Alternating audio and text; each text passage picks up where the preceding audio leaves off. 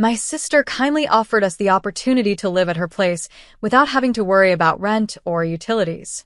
"We're counting on you, Jessica, to handle this," she said.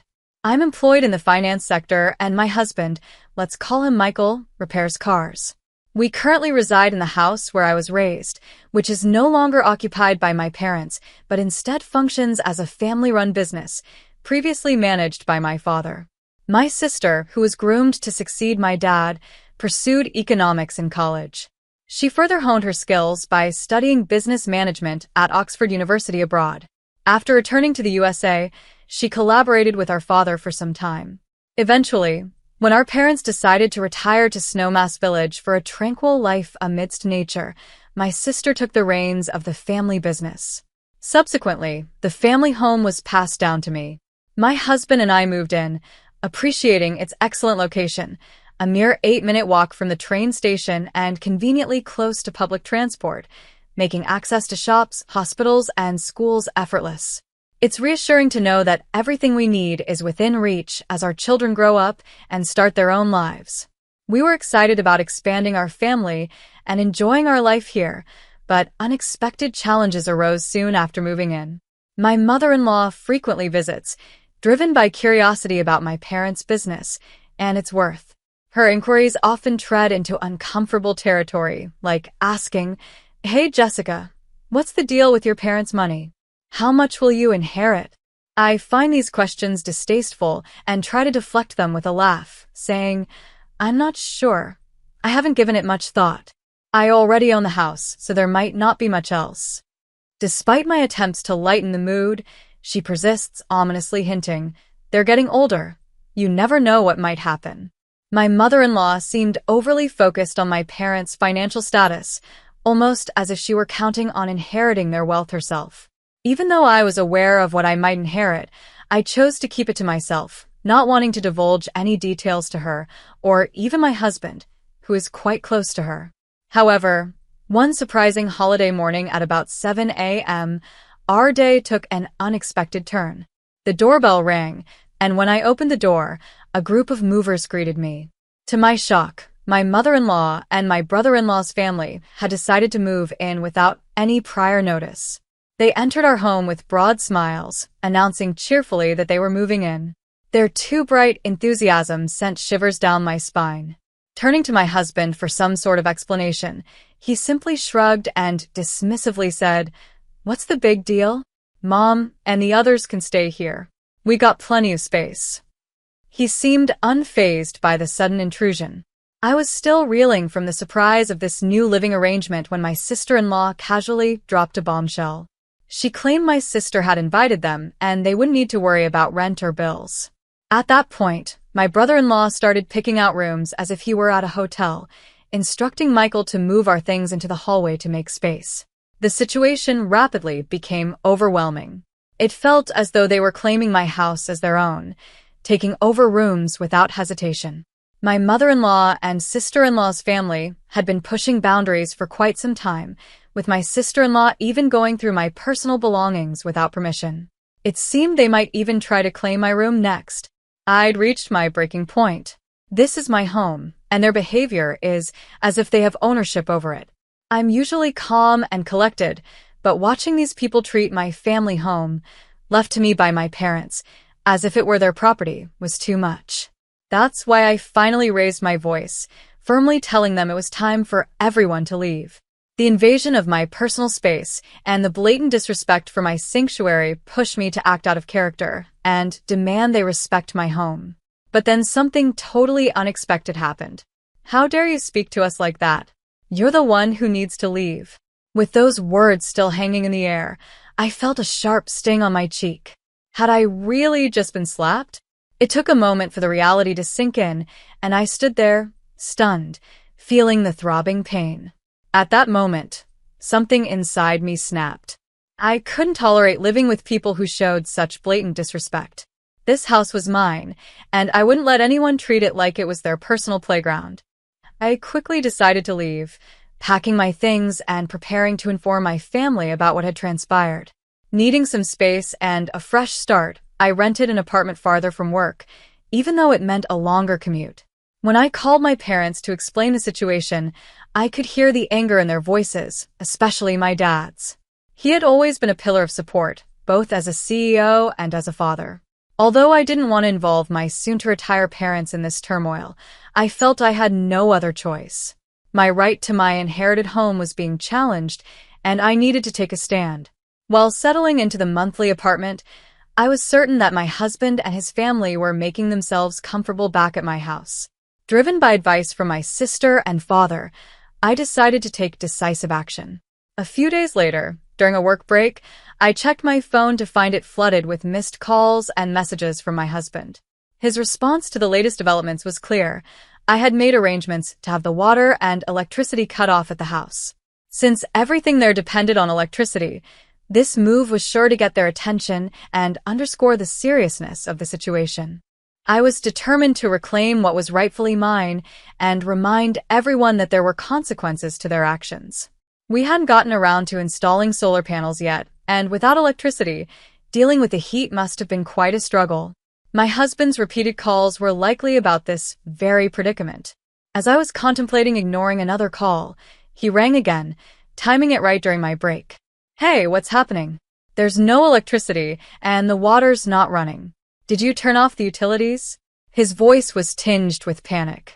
Given that the house was in my name, and I was no longer residing there, I felt it made sense to cut off the utilities.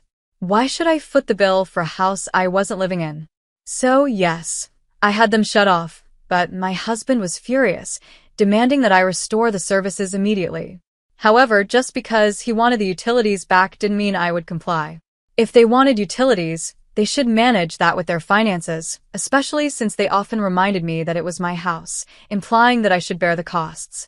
Their words didn't match their actions, and I felt no obligation to renew the contracts or pay for their comfort. Firm in my decision, I ended the call as my break wrapped up. Soon after, my mother-in-law, sister-in-law, and brother-in-law each called me separately, all voicing their complaints about the lack of electricity and water. They lamented over how unbearably hot and uncomfortable their rooms were and how inconvenient life was without running water. Their grievances only reinforced my resolve not to cave to their demands, maintaining my stance that if they were unhappy, they were welcome to leave the house. But those were their problems, not mine. After listening to their complaints, I firmly told them to sort out the issues themselves and ended the calls. I thought they were just being greedy and expected they would give up and leave soon. However, even after a week, there were no signs of them moving out. Realizing they might stay indefinitely, I decided to escalate the situation. I sought advice from my sister's company lawyer and requested that he draft a note for my husband and the others.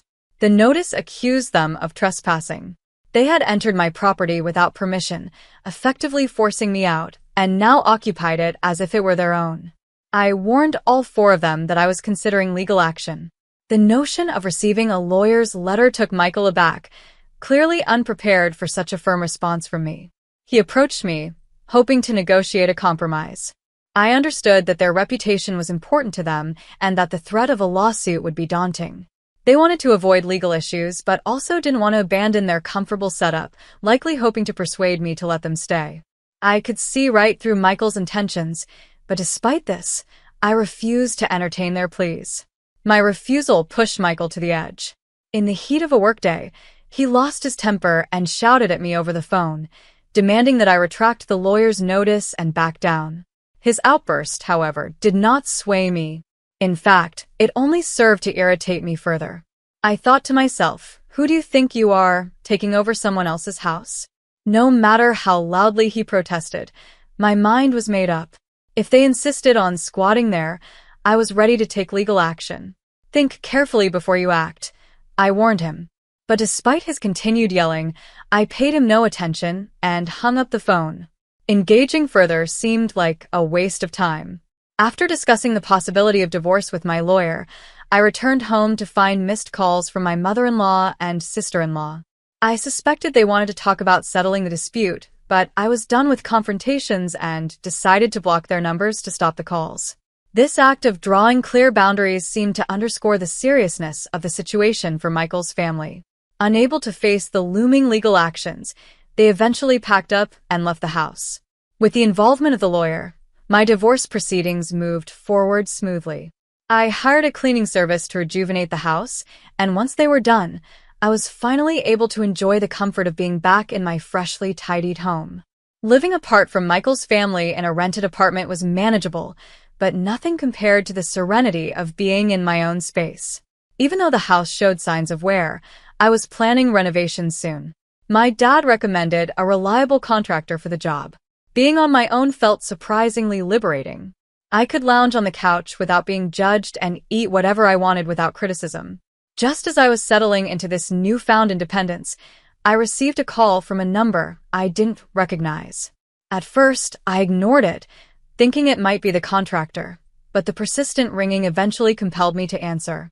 It was my ex-husband, whom I had not spoken to since our separation 5 months ago. The sound of his voice immediately dampened my mood. After finalizing our divorce and agreeing to cease all contact through legal channels, I was puzzled by his call, especially since he had changed his number. Before I could end the call, he interjected with a plea. "Please just listen for a moment. I'm desperate." Reluctantly, I stayed on the line. He then shared that his company was undergoing financial difficulties, resulting in a potential pay cut. Moreover, his mother's health was declining, rendering her unable to work. To compound the situation, my sister-in-law and her husband were struggling financially, with him being unemployed. My sister-in-law was juggling multiple part-time jobs just to make ends meet, with most of her income going toward paying off her husband's debts. Meanwhile, Michael explained that he was facing a pay cut, making their financial situation even more dire. As they shared their difficulties, all I could respond with was a detached, "Okay, I see." These were the same people who had invaded my home, ignored my rights, and tried to force me out. It was hard to feel any sympathy for them. Their problems were their own. Michael's desperation grew as he pleaded, "Please don't turn your back on us. We're on the brink here. We might not have a roof over our heads or food on the table tomorrow. Remember, we used to be family. Can't you help us?" His voice cracked, verging on tears, but I remained unmoved. During my difficult times, he had offered no support and had sided with his mother, who had belittled me. Just like her, my sister-in-law and brother-in-law had looked down on me, mocking my appearance and traditional values, and dismissing me as old-fashioned. Their insults had cut deep, and they showed no remorse. Furthermore, my mother-in-law had worsened matters by pressuring me to conceive, subjecting me to strange remedies, scheduling unnecessary doctor's visits, and spreading rumors about my supposed infertility. Reflecting on my marriage, I saw no redeeming qualities. Michael, once caring, had become a puppet under his mother's control after we married. There was an incident where my mother-in-law barged into our home while I was out for an appointment. She expressed disappointment to Michael, saying, "I wanted to see Jessica, but she wasn't here. I want us to be friends, but I'm saddened." Upon hearing his mother's distress, Michael lashed out at me without considering my side of the story, influenced by her claims of wanting to get along. This history made it clear that engaging further would only draw me back into their chaos, something I had worked hard to escape. My mother-in-law's criticism was relentless. "Has my son lost weight because your cooking is so terrible?" she would say loudly enough for anyone nearby to hear, whether we were at home or out in public. Together with my sister-in-law and brother-in-law, they formed a united front against me, eliminating any chance for a peaceful relationship. I realized I could no longer tolerate their behavior. "No matter what you say, my decision is final. I can't help you," I declared firmly during the call. "I'm ending this call now, and I don't want to hear from you again." With that, I hung up and immediately blocked the new number. Knowing Michael, he might try to change his number to contact me again, so I made plans to change my own number over the weekend. However, before I could make the change, they blatantly violated the lawyer's agreement. At 10 p.m., they showed up at my door, demanding entry and assistance. "Open the door. We're family. You should take care of us," they shouted, banging loudly and causing a disturbance late at night. "What's going on at this hour? Please go home. You're disturbing the neighbors," I pleaded through the intercom, but they ignored it, continuing to create a ruckus. Feeling overwhelmed by their unruly behavior, I was contemplating calling the police when suddenly, sirens blared from outside. It appeared a neighbor had already alerted the authorities. Startled by the approaching police, Michael's family assumed I had made the call and tried to flee, but they were quickly encircled by onlookers, leaving them with no escape route. Soon, the officers arrived and escorted them to the police station. I provided a detailed account of the incident when questioned by the police. Word of the disturbance spread quickly through the neighborhood, reaching a colleague of Michael's who was among the spectators. By the next day, the whole office was abuzz with the story. Already dealing with the repercussions of a pay cut, Michael's troubles multiplied when his company learned of his involvement in the police incident. He lost his job and couldn't afford his rent, leading to strained relations with his sister's family and the collapse of their shared living arrangement. Now, Michael and his mother were compelled to relocate to public housing, where both of them took on several part-time jobs to make ends meet. In a desperate effort to add to their income, his mother also entered the part-time workforce. As the dust settled and the legal battles came to an end, I found myself standing in the middle of my newly renovated home.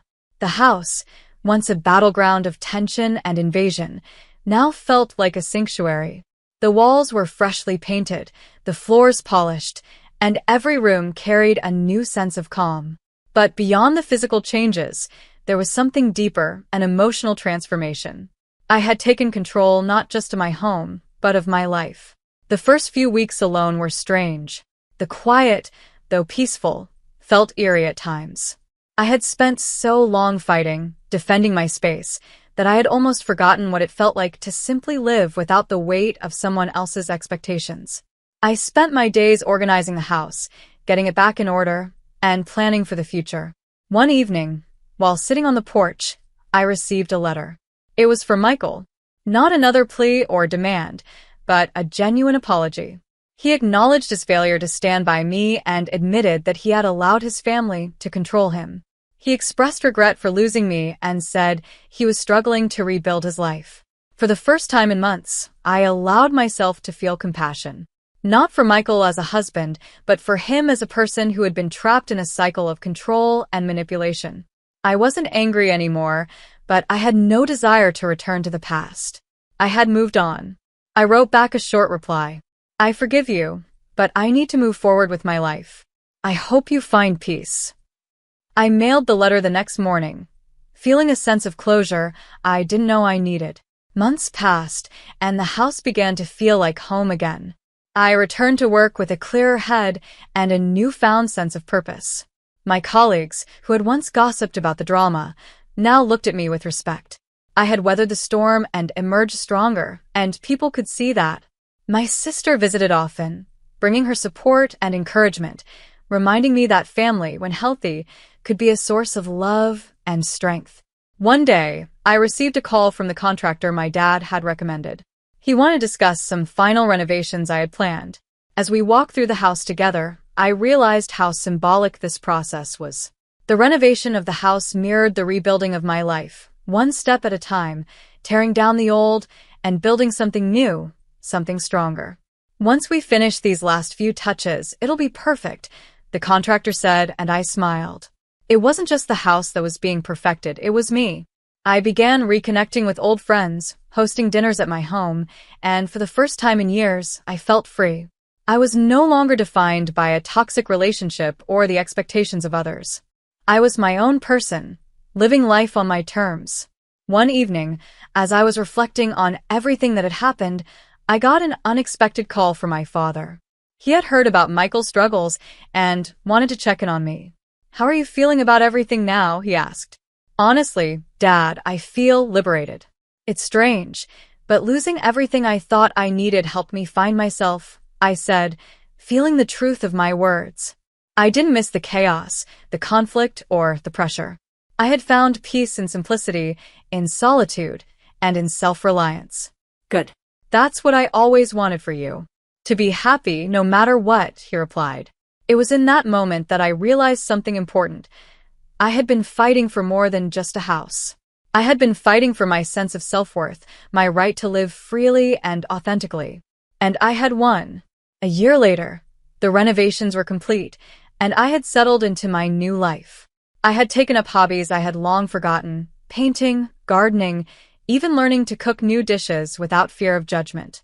My friends joked that I had reinvented myself, and in many ways I had. Michael's family had faded into the background. They had relocated, and though I occasionally heard whispers about their struggles, I no longer felt tied to their drama. My life had moved in a different direction, one that was filled with calm, joy, and, most importantly, independence. As I sat in my garden one evening, watching the sun set over the horizon, I thought about the journey I had been on.